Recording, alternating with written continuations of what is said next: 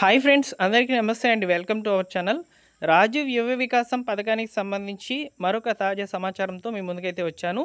So ఇక వివరాలు కనుక చూసుకున్నట్లయితే, ముఖ్యంగా ఎవరైతే బీసీ కులాలకు సంబంధించిన వారు మరియు ఎస్సీ కులాల వారికి సంబంధించిన వాళ్ళు ఈ లోన్స్కి దరఖాస్తులు చేసుకొని కనుక ఉండినట్లయితే, సో కార్పొరేషన్లు తీసుకున్నటువంటి లక్ష్యాల ప్రకారము దాదాపు 3 లక్షల మంది బీసీలకు మరియు ఎస్సీలకు ఇద్దరికీ కలిపైతే ఈ లోన్స్ అనేటివి ఇవ్వాలని ప్రభుత్వము ఉత్తర్వులు అయితే జారీ చేసినట్లు తెలుస్తోంది.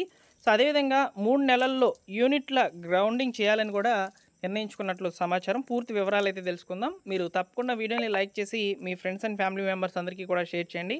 అదేవిధంగా ఈ రాజీవ్ యువ వికాసం పథకానికి సంబంధించిన లోన్స్ అప్డేట్స్ మీకు కావాలనుకుంటే తప్పనిసరిగా మా టెలిగ్రామ్ ఛానల్లో జాయిన్ అవ్వండి. డిస్క్రిప్షన్లో అయితే లింక్ పెడుతున్నాను. సో అలానే మన ఛానల్ సబ్స్క్రైబ్ చేసుకోండి ఫ్రెండ్స్. ఇలాంటి లేటెస్ట్ ఇన్ఫర్మేషన్ వీడియో రూపంలో మీరు తెలుసుకోవచ్చు అనమాట. సో ఒకసారి ఈరోజు తాజాగా సమాచారం అయితే వచ్చినటువంటి ఆర్టికల్ అయితే ఇక్కడ మీరు చూసుకోవచ్చండి. సో కార్పొరేషన్ల వారీగా లక్ష్యాలు ఒకసారి చూసుకున్నట్లయితే, సో ఎస్సీ కార్పొరేషన్ వాళ్ళు సో యూనిట్ల యొక్క లక్ష్యం అంటే 1,44,000 మందికి అయితే ఈ యొక్క కార్పొరేషన్ లోన్స్ అనేటివి ఇవ్వాలని ప్రభుత్వం నిర్ణయించుకున్నట్లు సమాచారము. ఇక ఎస్టీ కేటగిరీకి సంబంధించిన వాళ్ళకి వచ్చేసి 91,000 మందికి అయితే ఈ లోన్స్ ఇవ్వాలని లక్ష్యంగా అయితే పెట్టుకుంది. సో అదేవిధంగా బీసీలకు సంబంధించి ఇక్కడ మీరు గమనించినట్లయితే 1,55,000 మందికి అయితే ఈ లోన్స్ ఇవ్వాలని లక్ష్యంగా పెట్టుకున్నదనమాట. ఇక ఈబీసీ కేటగిరీలో వచ్చేసి 51,000, మైనార్టీ కేటగిరీలో వచ్చేసి 45,000, క్రిస్టియన్ మైనార్టీలో వచ్చేసి 5,000 మందికి అయితే ఈ యొక్క లోన్స్ ఇవ్వాలని ప్రభుత్వం నిర్ణయించుకున్నట్లు సమాచారము. అయితే ఇక్కడ మీరు గమనించినట్లయితే ఎస్సీలకు బీసీలకు ఎక్కువ శాతం అయితే ఉన్నాయండి. దాదాపు 70% వరకు అయితే ఇక్కడ ఈ లోన్స్ అనేటివి ఈ కార్పొరేషన్లకి అయితే ఇవ్వబోతున్నట్లు తెలుస్తుందన్నమాట. అయితే ఇక్కడ దరఖాస్తులు కూడా ఎక్కువ సంఖ్యలో అయితే బీసీ కేటగిరీకి సంబంధించిన వాళ్ళు దరఖాస్తులు చేసుకున్నట్లు తెలుస్తుంది. 8 లక్షల దరఖాస్తులు అయితే వచ్చి ఉన్నాయి. ఇక్కడ కేవలము 1.55 లక్షల మంది మాత్రమే ఎలిజిబుల్లోకి అయితే వస్తారనమాట. సో వారికి మాత్రమే ఇవ్వడం జరుగుతుంది. సో ఇక్కడ బీసీ కేటగిరీకి సంబంధించిన లోన్ రావాలంటే కొంచెం ఇక్కడ కష్టతరమైన విషయంగా అయితే చెప్పుకోవచ్చు అనమాట. సో అదేవిధంగా ఇక్కడ మీరు చూసుకున్నట్లయితే మరొక సమాచారం, అనర్హులకు అడ్డుకట్ట అని చెప్తున్నారు చూడండి. దరఖాస్తుల్లో అనర్హులను తొలగించడానికి సాంకేతిక పరిజ్ఞానాన్ని ఉపయోగిస్తున్నారు. సో ఒకసారి సంక్షేమ కార్పొరేషన్ పరిధిలో లబ్ధి పొందినటువంటి వాళ్ళు 5 ఏళ్ల పాటు మరోసారి రుణం పొందేందుకు అనర్హులవుతారు. సంక్షేమ కార్పొరేషన్ల వద్ద ఉన్నటువంటి డేటాబేస్తో దరఖాస్తులను పరిశీలించి అనర్హులను అయితే తొలగిస్తున్నాడు. సో అదేవిధంగా దరఖాస్తుదారుల బ్యాంకు ఖాతా వివరాలను ఆధార్ డేటాబేస్ పరిశీలించి సరైన ఖాతాలు ఇచ్చారా లేదా పరిశీలిస్తున్నారన్నమాట. సో మండలాలు, జిల్లాలు, మున్సిపాలిటీలు, నగరపాలికల్లో SC, ST, BC, minority, EBC జనాభా ఆధారంగా యూనిట్ల ఖరారు ప్రణాళిక సిద్ధం చేశారనమాట. కుటుంబానికి ఒక్కరికే స్వయం ఉపాధి పథకం మంజూరు చేయాలని ఇప్పటికే ఉన్నతాధికారులు అయితే స్పష్టం చేసినట్లు తెలుస్తోంది. సో అదేవిధంగా ఇక్కడ మనకు క్షేత్రస్థాయిలో కూడా ఈ యొక్క పథకానికి సంబంధించిన లోన్ వెరిఫికేషన్ ప్రక్రియలు అయితే జరుగుతున్నట్లు సమాచారం. సో రీసెంట్గా మీరు మెసేజ్ అనేది పొంది ఉంటారండి. సో సిబిల్ స్కోర్ చెక్ చేసినట్లు, అదేవిధంగా కొంతమందికి అయితే మున్సిపల్ ఆఫీస్ నుంచి అయితే కాల్స్ కూడా రావడం జరిగింది. సో డాక్యుమెంట్స్ అన్నీ కూడా అడిగారు. కొంతమంది అయితే మీరు ఇచ్చినటువంటి డాక్యుమెంట్స్ అంటే ఆధార్ కార్డ్స్, అదేవిధంగా ఇచ్చినటువంటి బ్యాంక్ అకౌంట్స్ ఇవన్నీ కూడా కరెక్ట్గా ఇచ్చారా లేదా ఒకసారి వాళ్ళు వెరిఫికేషన్ అనేది చేయడం జరిగిందనమాట.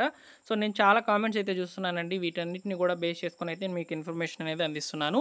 సో కాబట్టి ఇక్కడ వచ్చేటువంటి ఈ యొక్క 5 లక్షల మంది యువ వికాసానికి సంబంధించి కార్పొరేషన్లు పెట్టుకున్నటువంటి లక్ష్యాలు, సో అదేవిధంగా ఇక్కడ వచ్చినటువంటి దరఖాస్తుల యొక్క వివరాలు అయితే మనం ఇక్కడ క్లియర్గా అయితే చూసామన్నమాట. సో అదేవిధంగా నిన్నటి రోజున ఇదే సమయంలో నేను రిజర్వేషన్ల ఆధారంగా కూడా ఒక వీడియో అయితే చేశాను. సో దాన్ని మీరు చూడకపోతే తప్పకుండా చూసేయండి, మన ఛానల్ అయితే ఉందన్నమాట. ఇక్కడ రిజర్వేషన్లు కనుక చూసుకున్నట్లయితే, సో ఇక్కడ కార్పొరేషన్ల వారీగా వచ్చినటువంటి అప్లికేషన్స్ మరియు ఇవ్వాల్సినటువంటి లక్ష్యాలు ప్రభుత్వం నిర్ణయించింది కదా, అదేవిధంగా వీటికి సంబంధించి కూడా రిజర్వేషన్లు అయితే ఉన్నాయండి. సో మహిళా కేటగిరీకి సంబంధించిన వాళ్ళకైతే 25% ఇక్కడ రిజర్వేషన్ అయితే ఉంది. సో లేడీస్కి అయితే ఎక్కువగా ప్రిఫరెన్స్ అనేది ఇచ్చారు. అందులో కూడా ఒంటరి మహిళలు, వితంతువులకి అయితే ఎక్కువ ప్రిఫరెన్స్ ఇచ్చినట్లు తెలుస్తుంది అనమాట. అలానే దివ్యాంగులు, వికలాంగులు ఎవరైతే ఉంటారో వాళ్ళకి 5% అయితే ఉంది.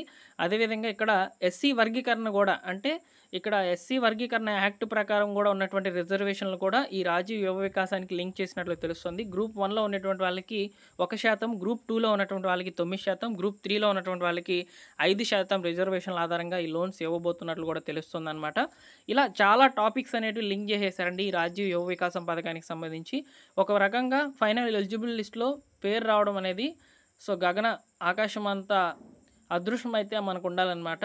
సో, కొండంత కూడా కాదు, ఆకాశం అంత అదృష్టం ఉంటేనే మనకి ఇక్కడ ఈ లోన్ అనేది రావడం జరుగుతుందని నేను మీకు చెప్పగలను. సో, అయితే చాలా సింపుల్‌గా చాలామంది కూడా అనుకున్నటువంటి ఒక ఊహ ఏంటంటే, సో, కాంగ్రెస్ పార్టీకి సంబంధించిన వాళ్ళకే వస్తాయని అనుకుంటూ ఉన్నారనమాట. మేబీ జరగవచ్చు. ఎందుకంటే, సో, వాళ్ళు పార్టీకి తరపున ఎంతో హెల్ప్ చేసి ఉంటారు. ఆ లెక్కన కూడా ఇవ్వవచ్చనమాట. సో, లీడింగ్‌లోకి వచ్చింది కాబట్టి. సో, అది తర్వాత విషయం. ప్రస్తుతానికైతే నేను ఇక్కడ మాట్లాడుతున్నది కేవలం రాజీవ్ యువ వికాసం పథకానికి సంబంధించి ఇక్కడ ఎస్సీ మరియు బీసీ కులాల వాళ్ళకైతే 3,00,000 మందిని అయితే వీళ్ళనే సెలెక్ట్ చేయబోతున్నట్లు తెలుస్తోంది. ఓకేనా? సో, ఇదనమాట. మీకు సమాచారం నచ్చితే తప్పకుండా లైక్ చేయండి.